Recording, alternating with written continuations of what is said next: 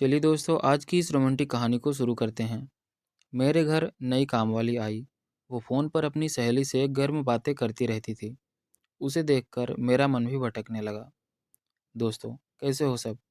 मैं आपको अपनी ज़िंदगी की एक सच्ची कहानी बताने जा रहा हूँ। कहते हैं कि जब इंसान पर चाहत हावी हो जाती है, तो वह अपने सामने वाले के बारे में ज़्यादा नहीं सोचता। ऐसा ही कुछ मेरे साथ भी हुआ।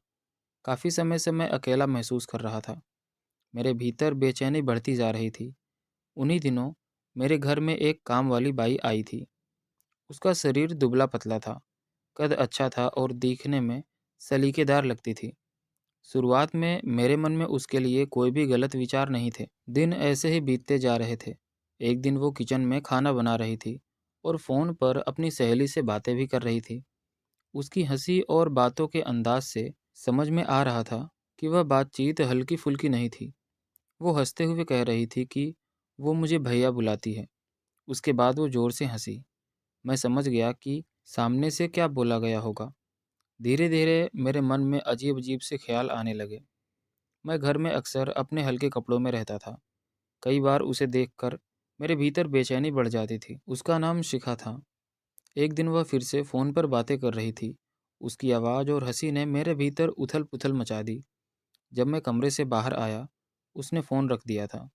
वो अपने काम में लग चुकी थी। मैं चुपचाप उसके पास गया। उसकी पीठ मेरी तरफ थी। मैंने पास जाकर चूल्हा बंद कर दिया। वो घबराकर मेरी तरफ मुड़ी। इससे पहले कि वो कुछ भी समझ पाती, मैंने उसे अपने पास खींच लिया। वो सकपका गई। वो कुछ बोल पाती उसके पहले ही सब कुछ अचानक तेजी से हुआ। वो पूरी तरह हड़बड़ा गई थी। कुछ पल बाद उसने विरोध करना छोड़ दिया। वो शांत हो गई। अब हम दोनों एक दूसरे के बहुत ही पास थे। कुछ देर बाद वो थम सी गई थी। उसने खुद को ढीला छोड़ दिया था। मैं उसे उठाकर कमरे में ले गया। वो जैसे बिल्कुल निढाल हो गई थी। कुछ देर बाद उसने अपनी आंखें खोली और धीमी आवाज़ में बोली कि वो ठीक है। उसने कहा कि सब कुछ बहुत अचानक हुआ। उसकी बातों से मुझे झुंझलाहट हुई। मेरा मन अभी भी अशांत था। कुछ समय बाद वो किचन में वापस चली गई और मैं अपने काम में लग गया। फिर कुछ देर बाद वो लौट कर आई और बोली कि उसे सब कुछ ठीक से समझाना है। उसने अपनी दीदी के बारे में शुरू से बात की। उसने बताया कि उसकी दीदी के साथ पहले कई बार गलत हालात बने थे। मकान से जुड़ी परेशानियों के कारण उसे मजबूरी में समझौते करने पड़े। शिखा ने बताया कि उसने अपनी आंखों से ये सब देखा था। वो खुद डरी हुई रहती थी कि कहीं उसे भी ऐसे कुछ ना करना पड़ जाए। उसने बताया कि कैसे दीदी को पैसे और दबाव के कारण ऐसी स्थितियों से गुजरना पड़ा। कई लोग इस हालात का फ़ायदा उठा रहे थे। ये सब बताते बताते शिखा भावुक हो गई।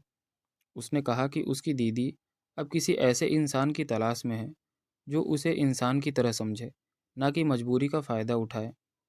उसकी बातें सुनकर मेरे भीतर बेचैनी सी बढ़ गई। मैंने उसे चुप कराया और उसे अपने पास खींच लिया। उस पल शब्द कम और भावनाएं ज़्यादा थी। हम दोनों कमरे में चले गए। वो पूरी तरह शांत और थकी हुई लग रही थी। काफ़ी देर तक सब कुछ चलता रहा। वक्त का एहसास ही नहीं रहा। अंत में वो बिल्कुल निढाल हो गई। मैंने भी गहरी सांस ली। अब उसकी दीदी की बातें मेरे दिमाग में घूम रही थी। आगे क्या होगा ये मैं खुद भी नहीं जानता।